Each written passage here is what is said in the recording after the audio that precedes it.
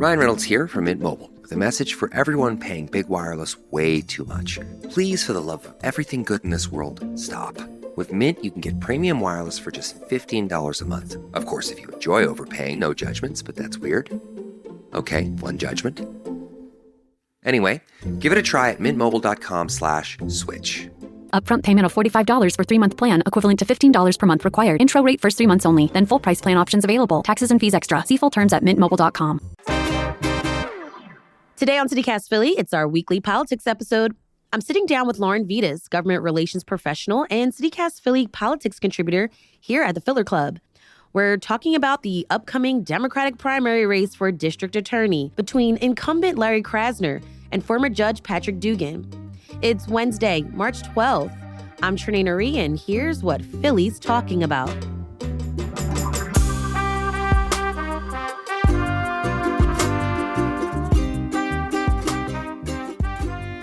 So, Lauren, we have a race. Just one person is running this year to challenge District Attorney Larry Krasner, and that's former Judge Patrick Dugan. Let's talk about these men. What's interesting about this race is that they're definitely very different. They are clearly trying to appeal to two different views on crime and policing. Tell us about these men and their perspectives on law enforcement and criminal justice. Sure. Yeah, it's definitely an interesting race this year. As you mentioned, District Attorney Larry Krasner, who was first elected in 2017, who was a former criminal defense attorney, former civil rights attorney, ran on a very progressive campaign. And that's what a lot of us know him to be. Yeah, exactly. So some of the things that he's focused on since he was first elected, expanding alternatives to incarceration, particularly when it comes to juveniles, trying to do some restorative justice, so get kids into therapy rather than the juvenile detention center, trying to break the cycles of violence. He's expanded diversion opportunities. So if it's a low-level crime, rather than having a felony on your record, you go through a diversion program and then your record's cleared at the end of the completion of that program. And he's really focused the office less on trying to throw the book at people for crime. So for some of the older folks who may be listening like myself, we had Lynn Abraham as district attorney when I was growing up. Yep. And she was known as the country's deadliest DA because of her death penalty rates that she was, death penalty cases that she was seeking. And that was a moniker she wore very proudly. So we've gone from this idea of like, we should be going after the harshest sentence for criminal offenders to what District Attorney Krasner has said is that the punishment should fit the crime. We shouldn't be throwing the book out at people for nonviolent crimes or lower level crimes where maybe the intent wasn't as demonstrable as it otherwise could be. So he's really sort of like revised how the district attorney even charges people, let alone like what cases they choose to prosecute.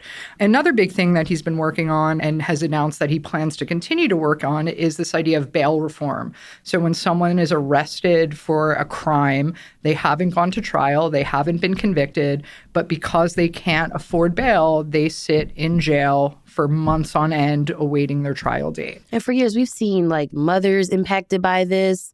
There's been lots of movements around this particular issue in the city. I mean, if this is something you're interested in, check out the various bail funds that are operating throughout the city. You can donate money, and that money will go to help try to get somebody out on bail while they await pretrial.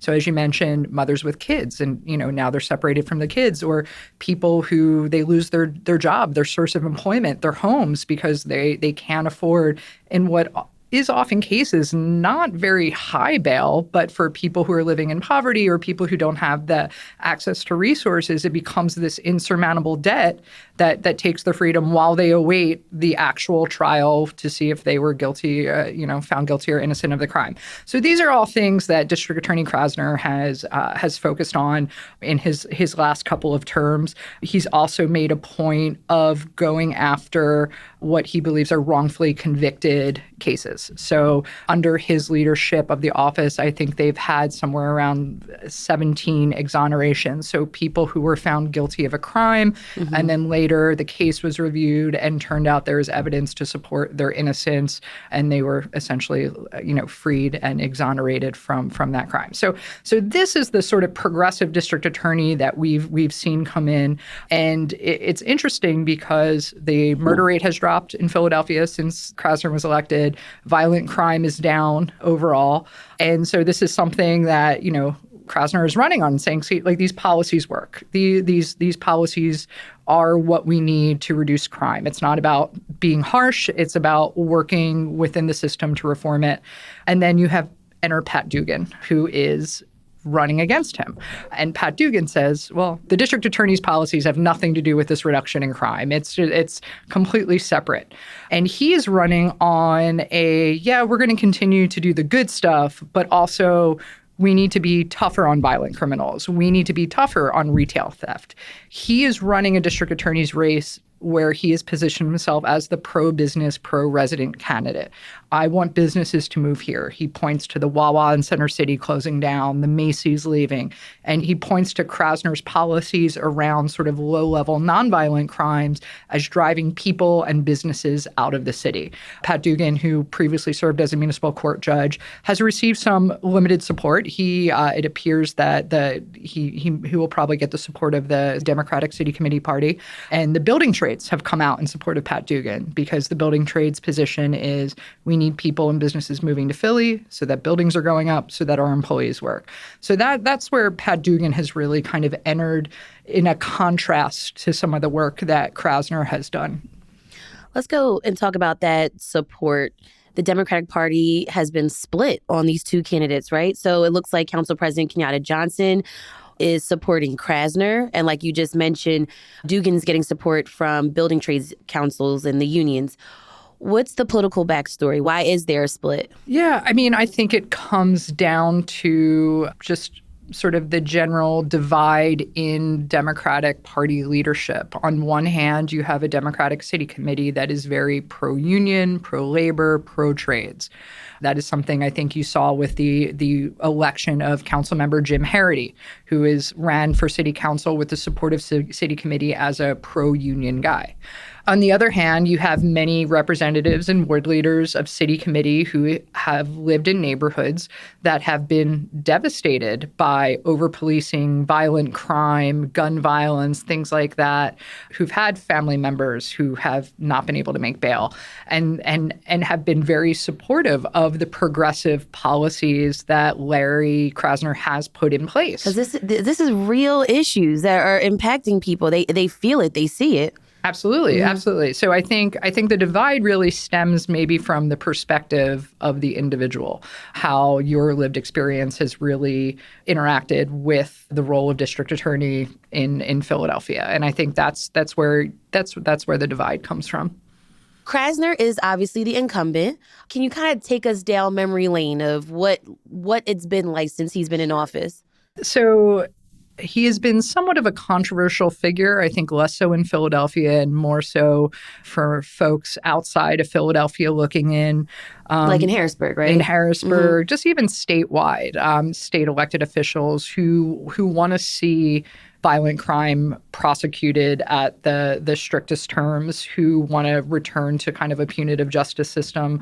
Philadelphia has a reputation, obviously, I don't think it's deserved, but outside of Philadelphia, particularly in the more rural parts of the state, we're this lawless big city and we need a tough on crime district attorney. And folks outside looking in don't think that the policies that the district attorney is pursuing are effective. And he certainly given some of his critics ammunition for that. When he first came into office, he, I believe, fired a couple dozen career prosecutors, and that was really controversial, I think, at the time. And basically his positioning was, I'm the coach. I want to build my team. I want to pick the players that play for me. I want them to be aligned with the policy work that this office is doing. I think his first big test came in 2018, and I don't know if folks remember this, but there was a bodega store robbery, and the defendant in the crime who was doing the attempted robbery had an AK-47, and the store owner pulled out a gun when the robbery started, and the defendant shot the store owner with this weapon and seriously injured him. And Krasner's office had given him a plea deal that would require him to only serve 3.5 years in prison for the crime. So he was not charged with attempted murder. He was charged with a much lower offense. And this really rankled people. I think it rankled victims' rights advocates, and it rankled, the business community in that regard. And it got to the point where it was so controversial that U.S. Attorney McSwain at the time stepped in and brought federal charges against the defendant because he felt that the city charges were just far too lenient.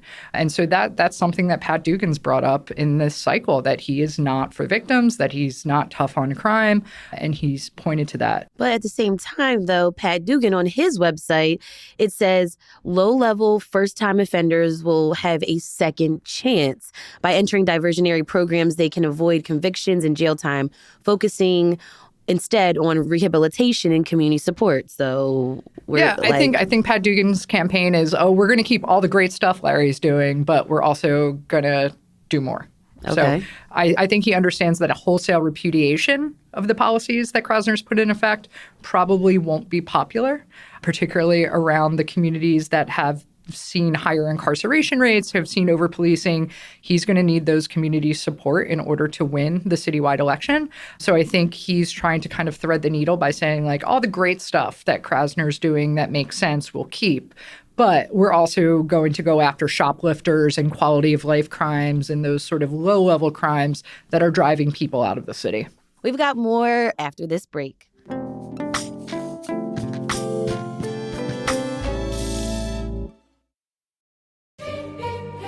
This episode is brought to you by Prime Video. In the small town of Holland, Michigan, nothing is ever what it seems. Behind the tulip festivals and pretty houses lay dark secrets that threaten to tear a marriage apart. Nicole Kidman stars in this darkly twisted thriller about a wife and mother whose quest to uncover her husband's secrets may get her more than she bargained for. Holland, streaming on Prime Video March 27th. Hey, Fidelity. What's it cost to invest with the Fidelity app? Start with as little as $1 with no account fees or trade commissions on U.S. stocks and ETFs. That's music to my ears. I can only talk. Investing involves risk, including risk of loss. Zero account fees apply to retail brokerage accounts only. Sell order assessment fee not included. A limited number of ETFs are subject to a transaction-based service fee of $100. See full list at fidelity.com/commissions. Fidelity Brokerage Services, LLC, member NYSE, SIPC. So going back to Krasner, his critics, often say that he's soft on crime and that Philadelphians really don't feel safe. Yeah, absolutely. And I think what Krasner's response has been is that he prosecutes violent crime. He prosecutes offenders who are at risk of offending and hurting Philadelphians to the fullest extent of the law, but he's not going to be heavy-handed and overcharge people out of fears that they may commit a future crime that's bad. I think his position is, I take each case as it is and I charge it appropriately and we seek the appropriate level of justice. He's not running a punitive district attorney system. And I think, again, I'm not the district attorney spokesperson, but I think he would point to studies showing that, high sentencing minimums and that throw the book at them approach, all it leads to is overpopulation of our prisons, and it doesn't actually help with the crime rate. Lauren, is it normal for state officials to care so much about the Philadelphia district attorney? It's something that I've never seen before, and it's certainly historical when you look at the amount of state law and interference that he's had to fend off over the years. So as I mentioned, in 2018, you have the feds coming in and charging overcharges that he had already filed. In 2019, in part as a response to that, the state granted concurrent jurisdiction to the Pennsylvania Attorney General to prosecute gun crimes in Philadelphia, which is remarkable. In 2022, Krasner was actually impeached by the state house. Ultimately, that went nowhere when the courts ruled that his behavior didn't rise to impeachment levels.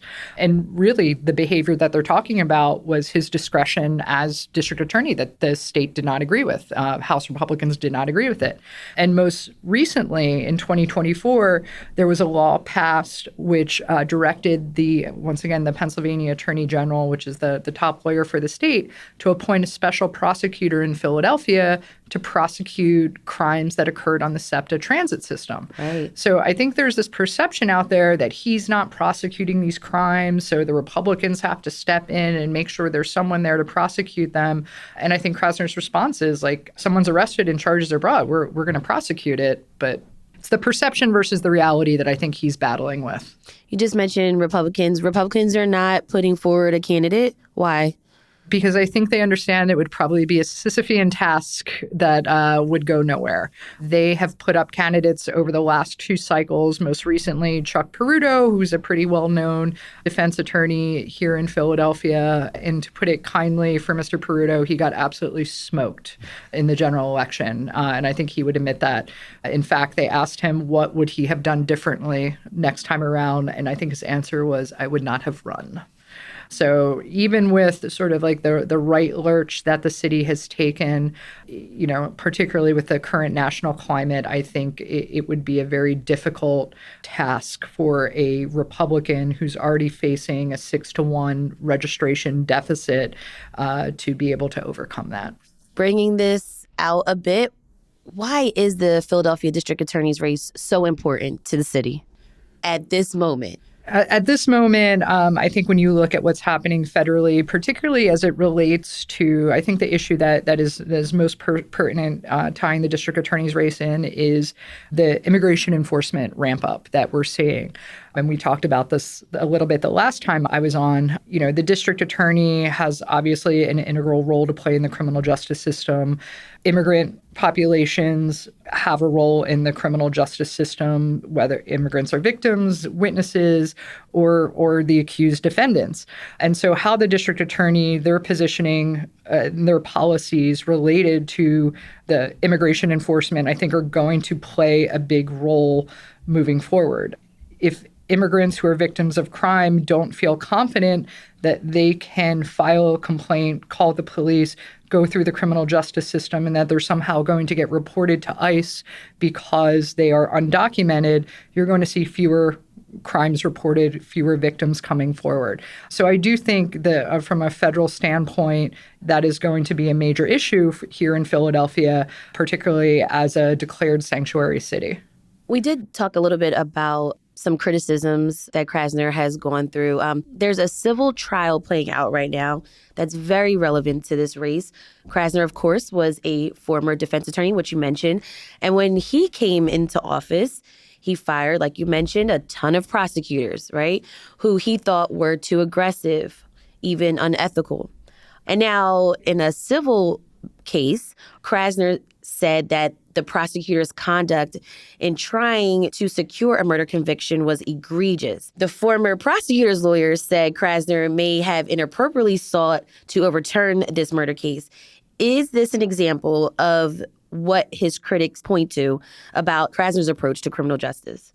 I think it's demonstrative of his idea of justice being a departure from previous district attorney administrations. I think for a lot of district attorneys, particularly career attorneys, it's about getting the win. It's about getting the conviction.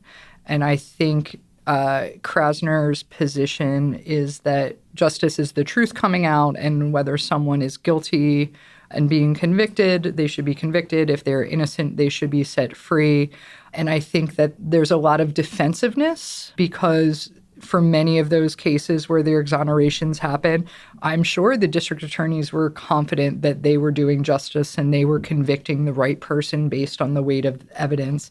And it probably feels like a personal attack to your integrity when a case that you've secured the conviction on, that person is later found to be innocent. And I can't imagine the just sort of the mental gymnastics that one goes through when that happens. So I think, you know, as you mentioned, this lawsuit is probably some of that, of the trying to stand up and say, I believe I was doing the right thing and I acted with integrity.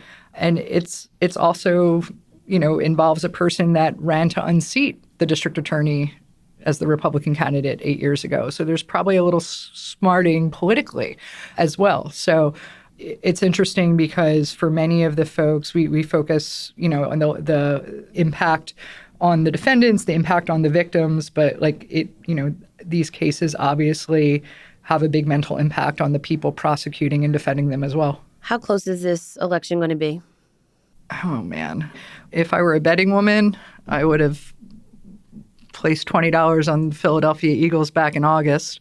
So clearly I'm not a betting woman. But I think Krasner will have a decisive victory. I think he has a number of advantages coming in. The first is incumbency. It is really hard in Philadelphia to knock off an incumbent. Like, we do not do it very often. If Dugan's campaign page says, whiz without and hates the Dallas Cowboys, go Birds. Go Birds. I think Pat Dugan could eat a rotisserie chicken for 30 days in a row on the Delaware River Pier, and he would still have a tough time breaking through the incumbent advantage. Now, I think it's probably going to be closer than the last couple of times. And it's still early on in the campaign season, so I'm not counting anybody out. I think it's important for everybody to do their research into each of the candidates and not just rely on name recognition. Oh, I heard that name, and you vote for it because it seems familiar. But I think the support that Dugan will have from the building trades in terms of money and political support will help. But it's hard to knock off an incumbent to begin with. And when violent crime is down and when homicides are down 24%, it's even harder to attack their policies, whether it's correlation, causation. Things are better. The violent crime has improved significantly. And so I think people are less inclined to make a change to the status quo when the status quo seems to be improving. Lauren, thank you so much for being on CityCast Philly. Always a pleasure. Thank you so much for having me. This year's primary election is Tuesday, May 20th.